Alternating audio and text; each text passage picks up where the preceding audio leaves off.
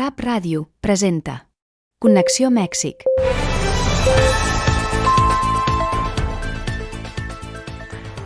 Benvolguda audiència a una nova emissió de Connexió Mèxic. Ens fa, com sempre, molta il·lusió retrobar-nos amb vosaltres en aquest espai dedicat a l'actualitat, la cultura i les editorials d'opinió. Avui comptem, com sempre, amb la col·laboració imprescindible del nostre estimat col·laborador, en Leonardo Alvarado, que ens acompanya per aprofundir en els temes que mouen aquest país. En aquesta emissió us presentem també un documental fascinant que ens porta fins a una de les regions del nord de Mèxic, concretament a l'altiplà de Sant Luis Potosí, per descobrir la singularitat dels seus sabers i pràctiques de la seva cultura alimentària. Un viatge sensorial i etnogràfic que ens mostra com els sabors, els ingredients i les tradicions gastronòmiques esdevenen part essencial de la identitat d'un poble. No us ho perdeu i prepareu-vos per conèixer i connectar amb una manera diferent de viure. El bloc d'actualitat. Connexió, el fil que et connecta amb Catalunya. Leonardo, benvingut. És un plaer tornar a comptar amb la teva presència. Igualmente, Miriam, un gusto estar contigo de nuevo, con tu audiencia y con el equipo de RAF. El 1 d'octubre del 2024, la Claudia Sheinbaum va assumir formalment la presidència de Mèxic. Per commemorar aquell primer aniversari, el diumenge passat, 5 d'octubre, la presidenta va realitzar un acte multitudinari al Zócalo de la Ciutat de Mèxic per presentar el seu informe de govern.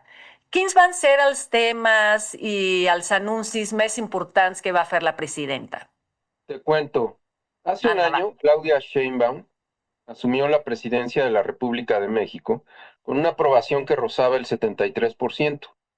Hoy, 12 meses después, el país parece debatirse entre la continuidad y la renovación, entre el discurso de transformación y los límites de la realidad. Su primer año de gobierno ha estado marcado por un esfuerzo por mantener la estabilidad económica y política, pero también por tensiones internas, controversias institucionales y la sombra de la corrupción.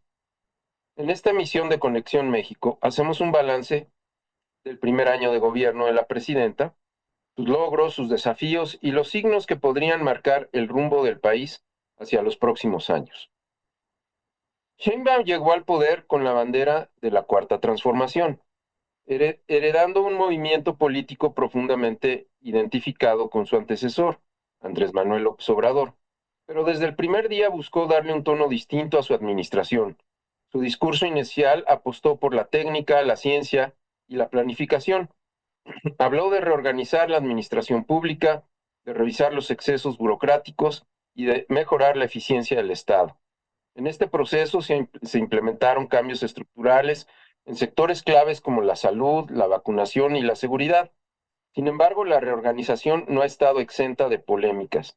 La eliminación o debilitamiento de varios organismos autónomos ha sido interpretada por algunos sectores como una deconstrucción de los contrapesos institucionales que podrían garantizar el equilibrio de poderes. Durante el primer año de gobierno, Sheinbaum ha impulsado 19 reformas constitucionales y 40 nuevas leyes. La más controvertida ha sido la reforma del Poder Judicial y la incorporación de la Guardia Nacional a la Secretaría de la Defensa Nacional. Para sus defensores se trata de medidas que buscan reforzar la legalidad y el combate a la corrupción, pero para sus críticos representan una amenaza a la autonomía institucional y el sistema de pesos y contrapesos. La pregunta sigue abierta: ¿hasta qué punto puede la concentración del poder garantizar eficacia sin comprometer la pluralidad? Una de las pruebas más complejas de este primer año ha sido la relación con Estados Unidos, particularmente con el presidente Donald Trump. A diferencia de sus antecesores, Sheinbaum ha evitado la confrontación pública y ha apostado por el diálogo técnico y discreto. Su estrategia ha sido mantener la estabilidad económica, proteger el flujo comercial del TEMEC y al mismo tiempo defender la soberanía mexicana. En capacidad de mantener la calma diplomática ha sido reconocida incluso por analistas críticos del gobierno, que ven a Sheinbaum una figura más pragmática y menos ideologizada que la de López Obrador. A pesar de de que las cifras muestran un aumento del 600% en los operativos de seguridad y el 100% en detenciones de delincuentes, la violencia sigue siendo el gran desafío del Estado mexicano. El gobierno presume una reducción del 32% en homicidios dolosos, pero la percepción ciudadana sigue anclada en la desconfianza. Zacatecas, Michoacán, Chiapas y Sonora continúan siendo focos rojos. Y desde luego, Sinaloa. Sheinbaum ha insistido en una estrategia integral basada en la atención de causas de la violencia y en la consolidación de la Guardia Nacional. Pero los expertos advierten que el colapso del sistema de seguridad pública aún no se ha revertido del todo. En materia económica, México mantiene un crecimiento proyectado del 1.2%. Inversión extranjera ha alcanzado niveles históricos. El turismo creció 13.8% y el desempleo se ubica en 2.7%. No obstante, la economía enfrenta una encrucijada: mantener la disciplina fiscal mientras se sostienen los programas sociales que benefician al 82% de las familias mexicanas. Aún así, los resultados son innegables. Entre 2018 y 2024, 13.5 millones de mexicanos salieron de la pobreza y la brecha entre ricos y pobres se redujo de 27 a 14 veces, ubicando a México como el segundo país menos desigual de América, solo detrás de Canadá, de acuerdo a lo que la presidenta mencionó este domingo en el Zócalo. Uno de los ejes simbólicos ha sido la recuperación del control estatal sobre Pemex y la Comisión Federal de Electricidad. El discurso oficial presenta esta política como una recuperación de la soberanía energética. Periodistas sostienen que la rectoría estatal representa una ruptura con el neoliberalismo y una reafirmación del papel del Estado como garante de los recursos estratégicos, pero los desafíos financieros y ambientales siguen ahí. La deuda de Pemex, el rezago en energías limpias y la necesidad de inversión extranjera equilibrada siguen siendo nudos difíciles de desatar. En el terreno político, los escándalos de corrupción, como el caso de Adán Augusto López, han golpeado la narrativa de pureza moral de la Cuarta Transformación. La presidenta ha respondido con prudencia, enfatizando la cero impunidad y la rendición de cuentas. Sin embargo, los críticos señalan que la percepción pública comienza a resquebrajarse. Como apuntan algunos analistas, el deslinde de Sheinbaum frente al pasado neoliberal busca blindar la legitimidad de su gobierno frente a los viejos vicios del poder. En el plano internacional, la administración de la presidenta Sheinbaum ha mantenido una postura prudente. Sin embargo, algunos analistas consideran que la neutralidad mexicana ante el conflicto en Gaza y la falta de una posición más firme respecto a los connacionales secuestrados por el ejército de Israel representan una debilidad diplomática. Un grupo de expertos que analizó su discurso coincide que en México necesita proyectar una voz más clara y coherente en temas de derechos humanos y cooperación internacional, especialmente si busca consolidarse como un referente ético y político dentro del sur global, ¿no?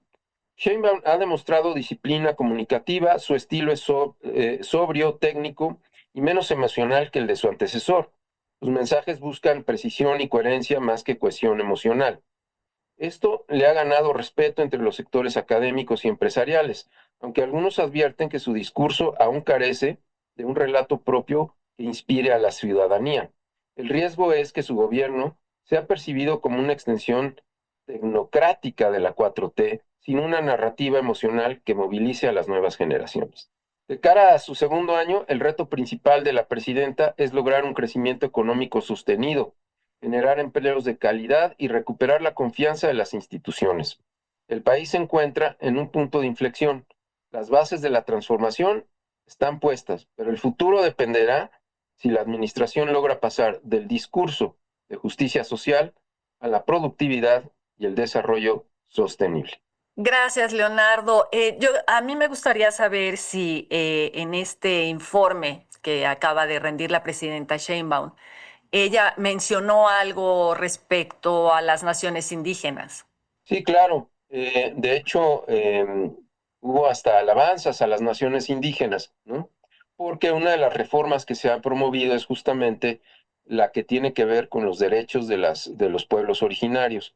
Aunque los analistas siguen diciendo que estas reformas no son suficientemente profundas para verdaderamente darle la visibilidad que requieren las comunidades indígenas y que están todavía muy lejos de aquel ya muy largo y disputado debate de lo que se solicitó en San Andrés Larráizar hace ya más de 30 años. Así que esos pendientes siguen ahí.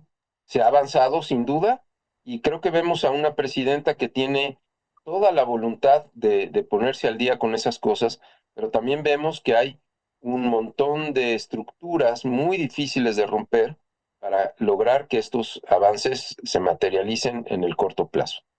Sí, porque por ahí justo era la pregunta que quería hacerte en este ámbito de cómo se podría interpretar, ¿no? En el contexto de, pues sí, de este primer año de mandato, digamos, la coherencia entre su discurso sobre lo que ha hecho en términos de reconocer y fortalecer las naciones originarias y afromestizas, ¿no? En términos de, pues, de justicia histórica, de autonomía, de participación política y las políticas públicas, ¿no? Efectivamente implementadas, por ejemplo, en materia territorial, cultural y educativa, considerando pues las críticas de comunidades y, como bien decías, de especialistas sobre la continuidad del, por ejemplo, ¿no? Del modelo extractivista y centralizado del Estado. Bueno, ese es un punto álgido, sin duda, porque por lo menos no hemos visto que se materialicen varios de los proyectos que propuso la presidenta, apenas estamos en su primer año. Pero sin duda, además del aspecto educativo, que ahí hay mucho que trabajar todavía, pero la propuesta del Plan México es una propuesta que va a poner en entredicho estas cuestiones, sobre todo de los derechos de los pueblos originarios, porque es un plan de industrialización del país que demanda energía, que demanda hidrocarburos, que demanda un montón de cuestiones que están directamente asociadas principalmente al uso del agua y al uso de la tierra. Así que ahí vamos a ver si de veras, de qué lado estamos realmente, ¿no? Y si esto va, porque para muchos analistas, el proteger las tierras y el agua de las comunidades limita el crecimiento. Entonces, la gran pregunta es, ¿cómo podemos hacer esto sin tener que pasar por encima de los derechos de los pueblos originarios y además generando catástrofes ecológicas? Claro. Pues, doncs, moltíssimes gràcies, Leonardo, per la teva valuosa aportació i ens veiem dimecres vinent. Moltes gràcies. Encantado, Miriam. Abans de continuar, com hem parlat amb el Leonardo sobre el tema de les nacions originàries, m'agradaria fer un avís per a aquells que vulguin veure o ja hagin vist a Mèxic, particularment a la gent que viu a Ciutat de Mèxic, el musical Malinche. Aquest musical Malinche, creat per Nacho Cano, que ha esdevingut en una eina de propaganda de l'extrema dreta, que utilitza la figura de Malintzin, de la Malinche, per construir una narrativa que justifica la colonització i minimitza les violències patides per les nacions indígenes. La seva història és instrumentalitzada com a arma política, deixant de costat les aportacions de la historiografia crítica i les memòries de les nacions originàries.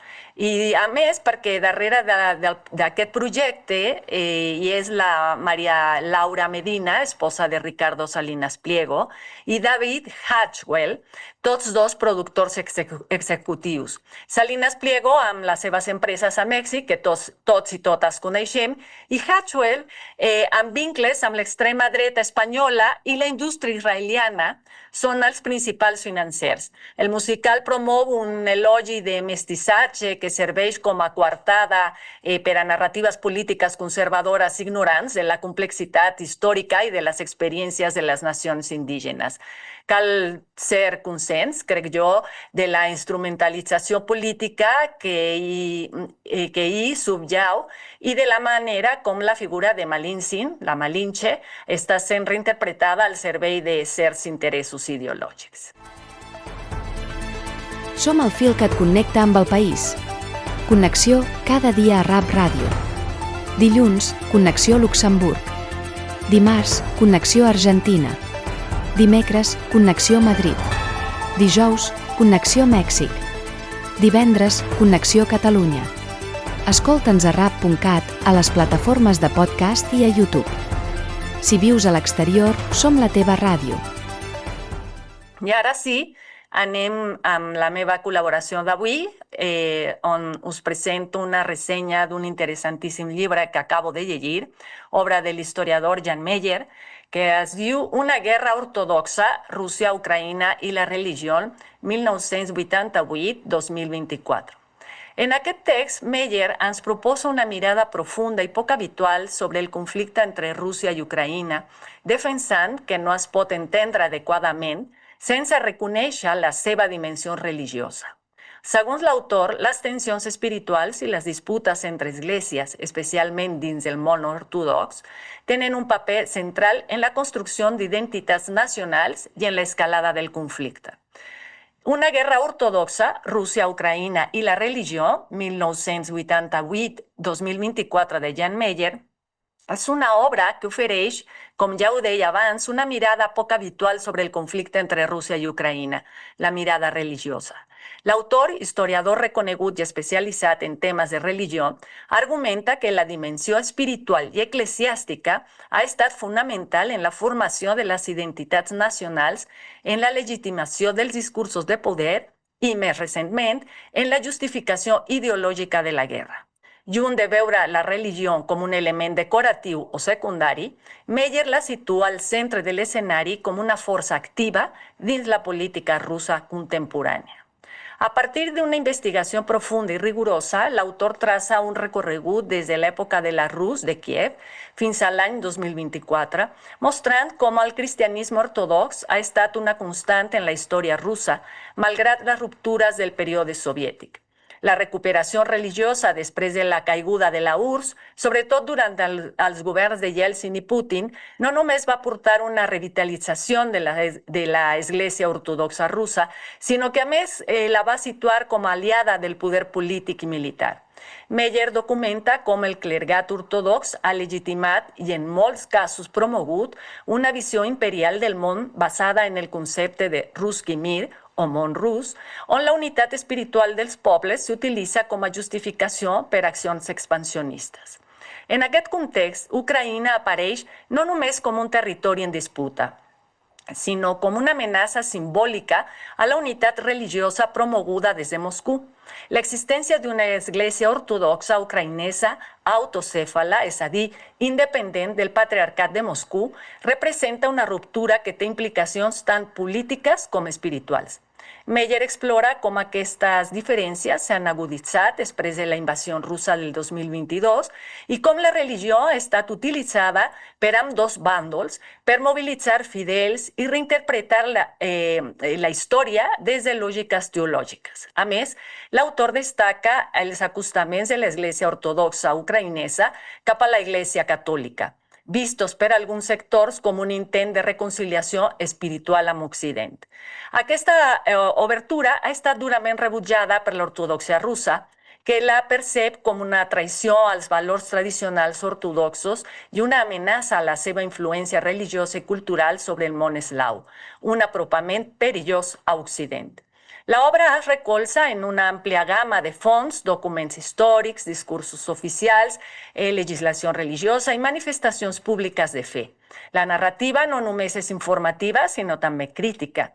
Meyer no es limita a descriure, sinó que assenyala amb claredat la perillositat d'una aliança tan estreta entre l'Església i l'Estat, especialment quan aquesta es posa al servei d'un projecte bèl·lic. També adverteix que aquesta simbiosi no és acceptada per tothom. Dins de la mateixa Església Ortodoxa russa existeixen tensions i no tota la població russa comparteix la visió religiosa del Kremlin. Una guerra ortodoxa és, sens dubte, una obra valuosa i molt oportuna. Convida a pensar i repensar el conflicte entre Rússia i Ucraïna més enllà de les armes, la geopolítica i les fronteres visibles. Posiciona sobre la taula un aspecte menys discutit però fonamental, com les creences, les litúrgies, els símbols i les memòries religioses poden alimentar passions col·lectives, justificar guerres i redefinir el mapa espiritual d'una regió. Una lectura que ens planteja noves qüestions i posa en dubte les interpretacions del conflicte que es limiten exclusivament a l'àmbit geopolític. Meyer ens recorda que la religió, lluny de ser un vestigi del passat, continua sent una força viva en el present. I ara sí, és moment de presentar-vos aquest documental titulat Dones, una història cuinada, sobre la cultura alimentària de l'altiplà de Sant Luis Potosí a Mèxic, on he tingut la gran fortuna de participar-hi escrivint els textos i també posant-hi la meva veu. Es tracta d'un documental produït per la Universitat Nacional Autònoma de Mèxic i l'Institut Cubà d'Art i Indústries Cinematogràfics, que ens convida a descobrir, a través de les veus i experiències de les dones, com l'alimentació tradicional no només nodreix els cossos, sinó representa valors i costums que són símbol d'unitat, tradició, estatus, distinció i identitat. Esperem que en gaudiu molt. La palabra es comida y el conocimiento es alimento. Conocer y comer. Palabra y comida están hechos de lo mismo.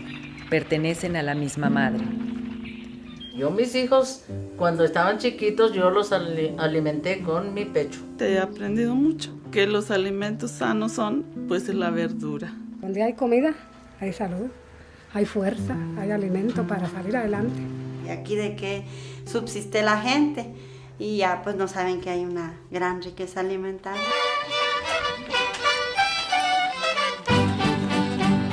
Somos de Ancalena, nos vinimos acá con las compañeras porque somos un grupo y cocinamos nosotros allá diferente comida y nos la trajimos acá para Ancasalume para compartir y convivir con todas.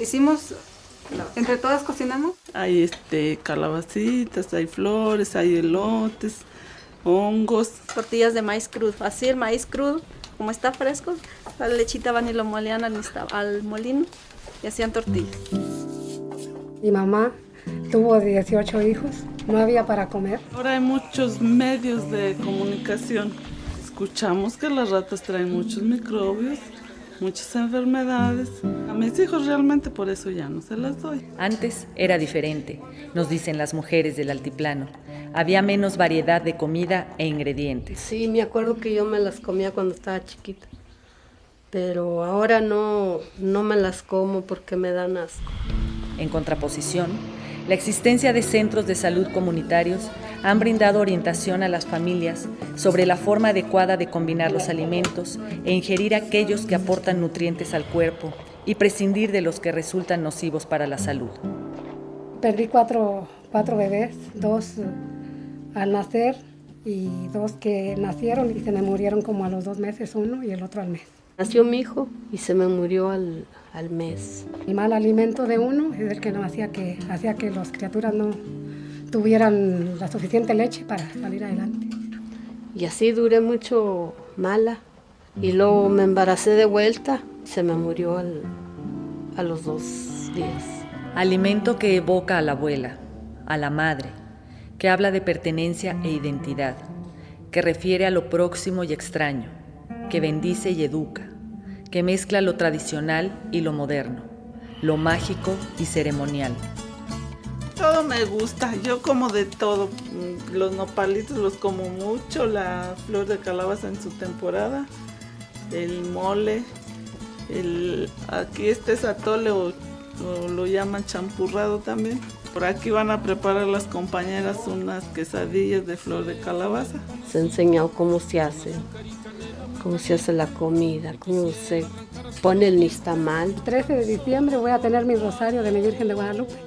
Si son gustosos en venir, aquí los espero. ¿Quieres sopita?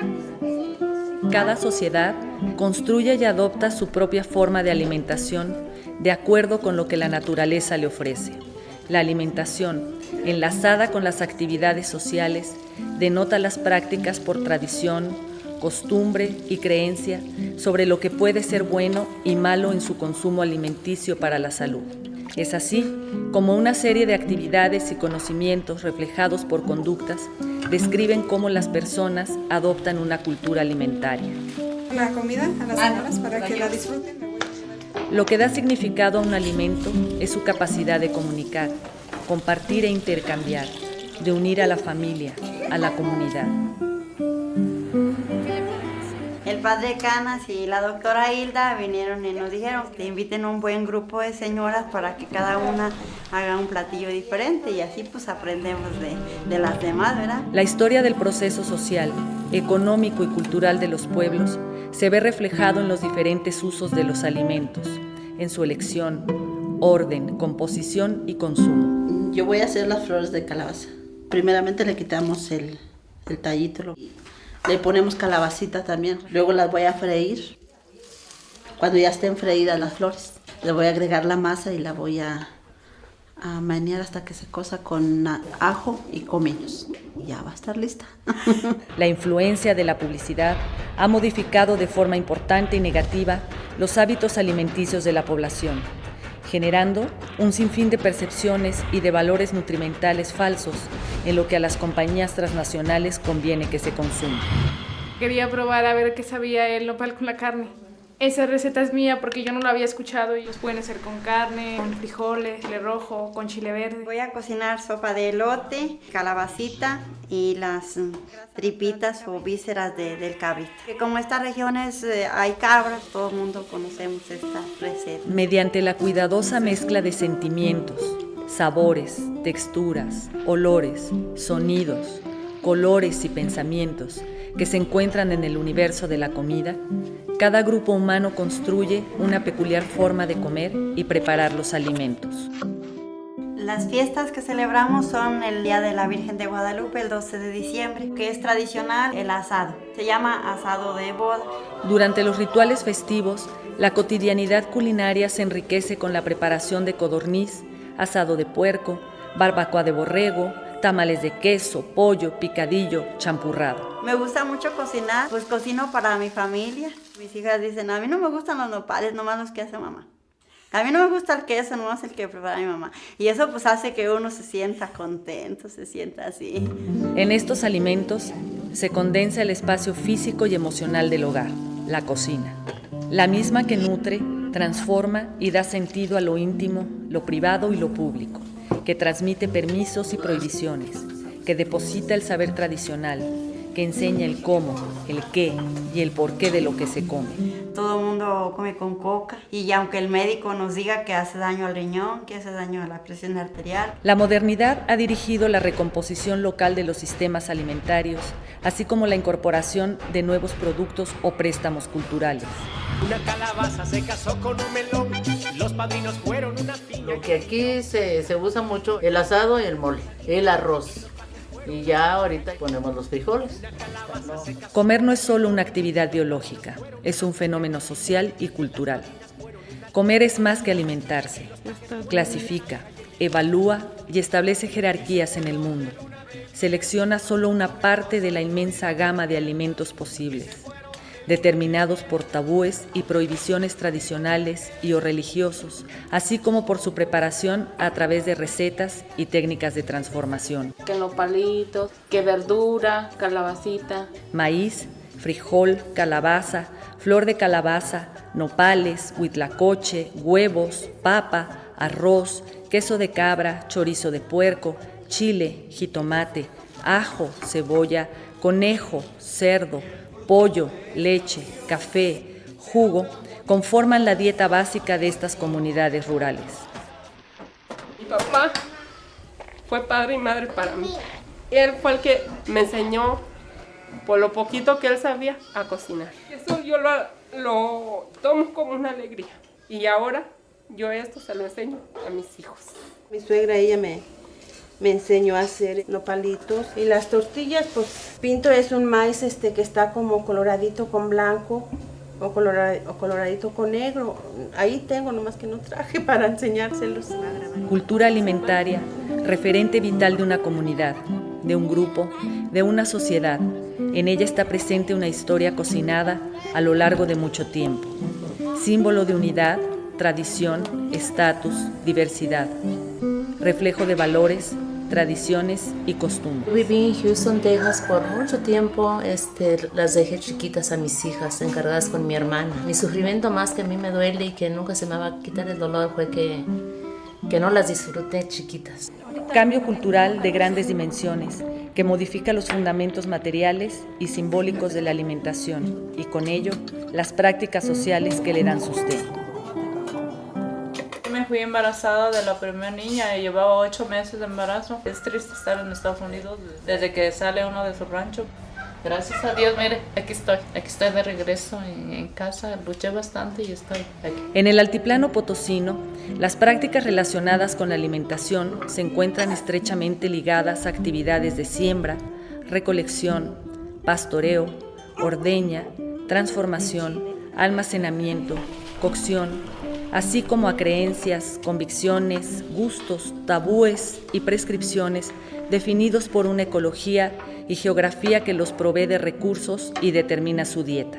Mis hijas siempre me están pidiendo, hazme esto, hazme lo otro. Aquí los voy a invitar para que prueben los frijoles con masa. Como a mis hijos a todos les gusta, a veces tardo en hacerles. Dicen, ¿por qué ya no nos ha hecho frijoles con masa? Cilantro, mejorana, hierbabuena, comino, orégano, son algunas de las especias, hierbas y condimentos con que transforman hoy en día los alimentos. Es una calabacita picadita. Esta forma es como la preparé. Tal vez de este platillo de frijoles con masa. Ahora les voy a brindar mi platillo que hice. Aquí está mi platillo. Es aquí donde se muestra la práctica del conocimiento heredada de las abuelas y madres para mezclar sabores y crear texturas y olores. Este proceso va a durar de 4 o 5 horas. Llénela hasta aquí, hasta arriba, y son 20. Son los que me den. Si hay pulquito pa'l chilito, meto un buen enterramiento. Le vamos a poner para 10 litros de leche se le pone 2 kilos de azúcar. Este proceso nos lo enseñaron unas personas que vinieron con la doctora Hilda. Que es a la leche, le vamos a agregar la glucosa. Es para que agarre otra consistencia más la cajeta, más que esté más ligerita, así que cuelgue. Ahorita al final vamos a ver que se va a hacer, que le llamamos una cortina.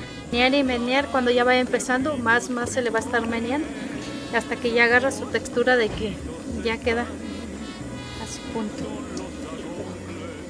Degustarlo es de poquito enfriarlo y puede degustarlo enseguida. Después de que pasa 4 horas en la ebullición se le va a agregar ya lo que es la vainilla, lo que es a la cajeta, y ya a punto de estar. Poco se le va a ir agregando la vainilla y se le va a estar meneando para que ya tome el sabor. Alimento, punto donde se funden naturaleza y cultura, elemento de una gramática culinaria que reproduce los sentidos sociales y redefine las tramas culturales de los pueblos.